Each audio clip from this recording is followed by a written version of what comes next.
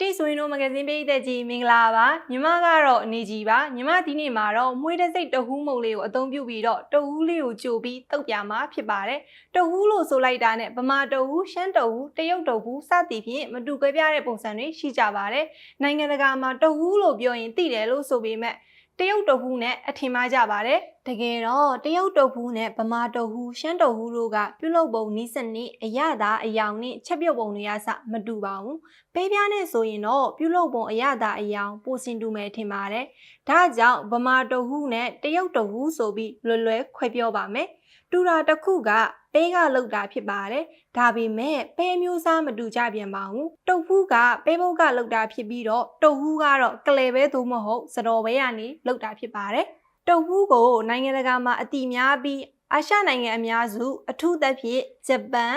တရုတ်ကိုရီးယားနိုင်ငံများမှာလူကြိုက်များနှစ်သက်ကြပါတယ်တဟူးကတော့နိုင်ငံတကာမှာအတိနည်းပေမဲ့အရှိတောင်အာရှနိုင်ငံများမှာလူကြိုက်များနှစ်သက်ကြပါတယ်တဟူးဖြစ်ဖြစ်တဟူးဖြစ်ဖြစ်နှစ်ခုလုံးကတော့အရသာရှိပြီးသားပဲနေကြီးကတော့နှစ်ခုလုံးကြိုက်ပါတယ်တဟူးမကြိုခင်မှာတဟူးကြိုပြီးရင်ထည့်ဖို့အတွက်ဗန်လေးကိုစီတုပ်ပြီးတော့ထားပေးထားပါမယ်အခုတော့နေကြီးကမွှေးတစ်စိတ်တဟူးမုံလေးကိုအသုံးပြုပြီးတော့ရန်ကုန်တဟူးတုပ်လေးလုပ်ပြမှာဖြစ်ပါတယ်တဟူးကြိုရန်အတွက်မွှေးတဲ့စိတ်တဟူးမုံလေးကိုဖောက်ထည့်ပါမယ်။မွှေးတဟူးမုံတစ်စရီနစနဲ့ထည့်ပြီးတော့ကြိုမှာဖြစ်ပါတယ်။အရသာအတွက်ကတော့စားထည့်ပါမယ်။တဟူးမှာကငကိုကလေးကအဝါရောင်ဖြော့ဖြော့လေးရှိပြီးသားလို့ဆိုပေမဲ့အဝါရောင်နည်းနည်းလောက်ရကျင်တဲ့အတွက်ကြောင့်မို့လို့စနွေးမုံလေးအနှဲငယ်ထည့်ပါမယ်။သမအောင်မှွေဝေးထားပါမယ်။တဟူးမုံလေးတွေလည်းကြေသွားပြီဆိုတော့ကြံတဲ့ရီရစားလေးထည့်ပေးပါမယ်။ဒါဆိုရင်တော့တဟူးကြိုကိုအစင်သစ်ဖြစ်ပါပြီတဟူးကြိုတဲ့အခါမှာအိုးကိုမီးပူအရင်မပေးဘဲနဲ့ခုနကဖြော်ထားတဲ့တဟူးရေလေးတွေကိုအိုးထဲမှာအရင်ထည့်ပြီးပြီဆိုမှ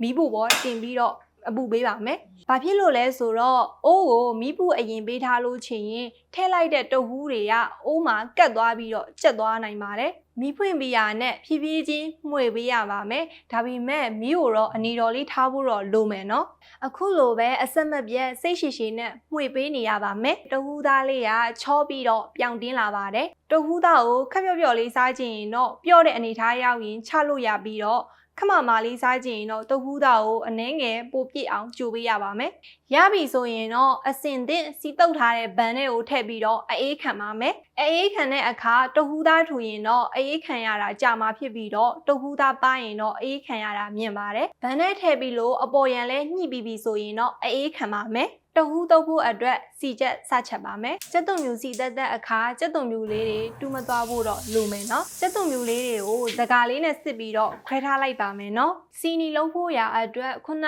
ကစီတက်ထားတဲ့ကျက်သွန်မြူစီကိုအပူပေးပြီးတော့ငရုတ်စိမ့်မုံတွေကိုလောင်းထည့်လိုက်ပါမယ်ဒါဆိုရင်တော့စီနီလေးရပါပြီမကြီးသီးလေးတွေကိုရင်နှွေးဖြောပြီးတော့ခြေထားပါမယ်ပြီးရင်တော့အနှစ်တိုက်ထားပါမယ်ဒီနေရာမှာမကြီးသီးမသုံးခြင်းလို့တံမယာရည်သုံးမယ်ဆိုရင်လည်းအဆင်ပြေပါတယ်ဒါပေမဲ့တဟူးတုပ်ကတော့မကြီးသီးနဲ့တုပ်တာတော့ပို့ပြီးတော့လိုက်ဖက်ပါတယ်ကော်ဖီလေးတွေကိုလည်းပပလေးတွေလှီးထားပါမယ်ရှောက်ရက်လေးတွေကိုလည်းပလေးတွေလှီးထားပေးပါဦးမယ်ဒီနေရာမှာကိုအခြားကြိုက်တဲ့ခင်းချင်သီးတို့ကျက်သွန်နီတို့လည်းထည့်ပြီးတော့တုပ်လို့ရပါတယ်နေကြီးကတော့ဒီနှစ်ခုပဲအသုံးပြုထားပါတယ်အေးခံထားတဲ့တဟူးလေးကိုစပြီးတော့လှီးပါမယ်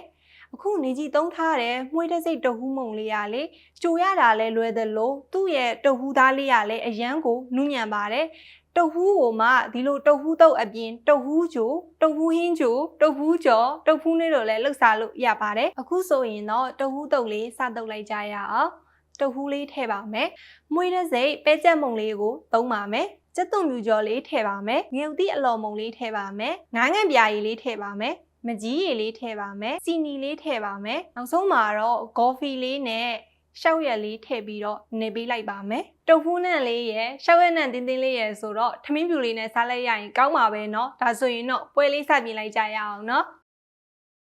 နေနေနဲ့တောင်မှရှောက်ရက်နဲ့လေးရတင်းတင်းလေးနဲ့ဆိုတော့စားကျင်လာပြီနည်းနည်းလောက်မြည်ကြည့်လိုက်အောင်မယ်เนาะ